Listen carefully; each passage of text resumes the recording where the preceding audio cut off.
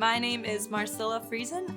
My partner's name is Jordan Kanhai, and we have one daughter named Khalia Kanhai, and she's 6 months old. Khalia was born pretty healthy. We had a good labor and delivery. Everything went fine. Got home from the hospital and our baby was, doing newborn things. It was about 7 weeks old when we noticed that something was different.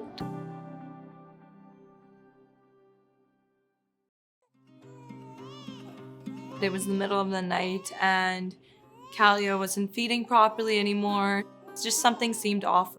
Things progressed and she ran a fever. My mother-in-law is an NICU nurse and she suggested that we bring Khalia into Children's just to get her checked out and see what was going on. We got to Children's Hospital that morning and they checked her out right away. She had a fever of 39.5. Looking at Khalia, she was grunting. It sounded like she was having a hard time breathing. Then her heart rate went up to 233. So that was quite high. We knew that there was definitely something wrong. And then they took her into a bigger room. So I was like, okay, things are getting more serious. She was on a big hospital bed and they hooked her up to a ventilator and I was in complete overwhelm.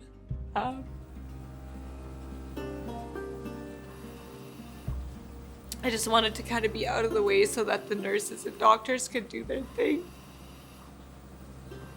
They rolled Khalia past the room in this big hospital bed, just this little baby.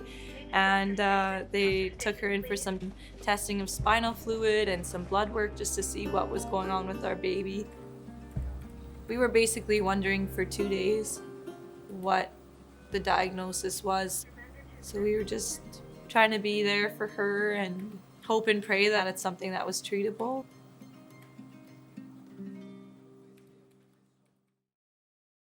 We found out about the Ronald McDonald House family room through one of the nurses at the hospital. She mentioned it to us as she saw that we were from out of town. So we stayed at the family room for 2 to 3 days, and then we realized that okay, it's gonna be a longer stay, and then we decided to come over to the house. Yeah, just being at the house was a game changer for us. It was a relieving comfort moment, oh hey, this place is kind of like a home away from home. We can make meals, have showers. Couldn't really do that at the hospital. We could do our laundry. The staff were so helpful. I just felt so grateful. I felt that this is the place that we wanted to be.